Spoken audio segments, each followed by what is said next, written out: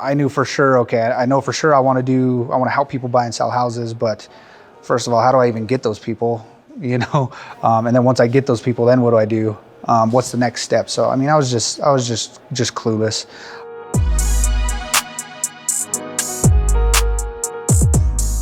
My name is Robert Gallegos. I'm a native to Denver. I have a 5-year-old son. His name is Aurelius. Most awesome little human being in the world. My significant other is Melissa. I was born and raised in Denver. Obviously, I grew up in the Harvey Park neighborhood, so Southwest Denver. Lived there pretty much in that area my entire life. I got into barbering. I soon realized I didn't want to do that for the rest of my life, and so kind of segued into figuring out, okay, well, what is real estate like, or what does a real estate agent even do? Said, hey, let's give it a shot. So I got into real estate. I've had my license for about 6 years now, I believe. Been with the team about, I think 3 of those, going on 4 maybe. Going on 4? Going on 4, yeah. So life before real estate, like I mentioned before, I was a barber. I was cutting hair. You know, that was a Tuesday to Saturday type of job. Really demanding. A lot of people don't realize how demanding cutting hair is. So, bless you. Life was okay. It wasn't horrible by any means, but I was living at home with my mom and dad, making a decent living. It wasn't horrible, but it definitely wasn't where I seen the future Rob. And so I knew very quickly that, hey, I have to maybe figure out another industry to be a part of, or just to figure something else out. I just knew that this wasn't it. So I got into real estate. I was trying to kind of do my own thing there for a little while, and it was extremely difficult. I knew for sure, okay, I know for sure I want to help people buy and sell houses, but first of all, how do I even get those people, And then once I get those people, then what do I do?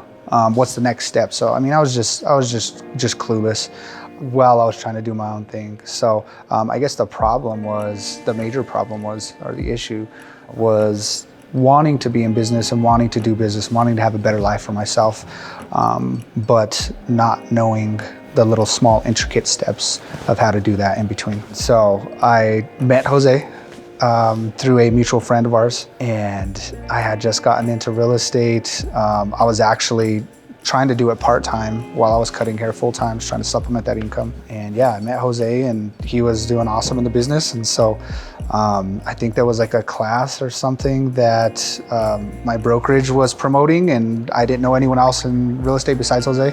So I said, hey dude, you wanna come to this class? And we ended up going to the class together, and ended up hitting it off pretty well. I know it was beneficial for him and for me too. And so after that, really didn't think too much of it. Like I said, we were more so kind of acquaintances at the time. Then I got a phone call. So the impact of doing, barbering full-time, something that I didn't want to be in, and, doing real estate part-time was, it was difficult and kind of discouraging. Like you see, like, okay, I got my license, I got that part out of the way. And like I see, this life that, these other people that are living that are successful in real estate. So I see the potential of it, but it's just discouraging and tough knowing, okay, well, how did they get there? Like, I want to be where they're at, or I want to do, that's where I see myself. And so it was just difficult.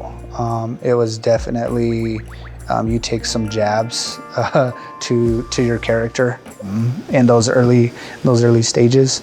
Because you go from a place where you're comfortable, you know what you're doing, and then you go to a place where you're just not too sure of yourself. Right, yeah. Like, I mean, at that point I was cutting hair for quite some time, and like I had a pretty decent clientele built, and I mean, I was a good barber. I was good at what I did. And so I got past those learning curves of being in an industry. Like, it was no longer, of course you're always learning and evolving and stuff like that, but it wasn't as difficult as it was in the beginning. So, I'm comfortable, make money daily. I have some clients. Now I'm starting over in an industry that I have no clue what the hell I'm doing. So tell me, so from there, so what did you realize that you needed to correct in order to fix it, in order to start stepping into the right direction?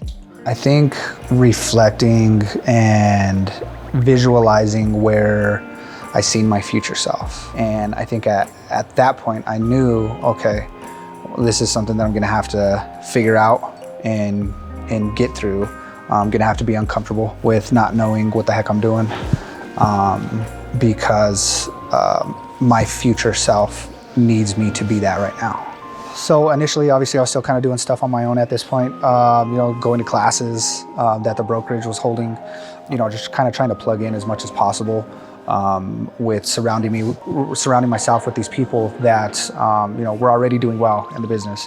And so obviously still very, very difficult, because it takes a ton of experience, lots of trial and error type of stuff. And so I realized really quickly that, hey, something needs to change. I need to figure something out. Perfect. Yeah, so we met, took the phone call, took a while, and said, yes, okay, you know what? This is a chance I need to take. This is what I need to do. I'm stepping out in faith here. I did it. I went and left my brokerage, went and joined you, started the team. And so now, I guess fast forward just a little bit, if I can look back to where I'm at now and how happy I am with life and how much it's changed and how much closer I've gotten to that future version of myself, I would say that initial phone call that I got from you was probably what changed my life. Like I said, had my license for a couple of years, was trying to do my own thing, didn't close one deal. Now, being 3 years with the team, going on 4. Last year, I think I closed 33 deals. What's your goal this year? My goal this year is 45. And so it's just awesome to learn the right way about the business from, individuals like you or the other people that we've had the opportunity to surround ourselves with. So, I mean, making the most money I ever have in my life, purchased my first home. I think I drive a pretty cool car. I'm able to provide for my family, plus more. I've never had a savings in my life. You know what I mean? I have a savings now. I'm planning for investments, things like that. So you have a couple showing assistants. Yeah, you get to enjoy your weekends now, right? I have showing assistants. Yeah, I get to enjoy my weekends with my family. Granted, it wasn't always like that, but yeah, I couldn't be happier with where life is right now. My biggest takeaway from being surrounded with the individuals that I am on the team, man, that's tough. I don't know if I can necessarily just pinpoint one individual thing, but yeah, it's like having a family. You know what I mean? Everybody. We're around each other so much, and we all mesh so well together.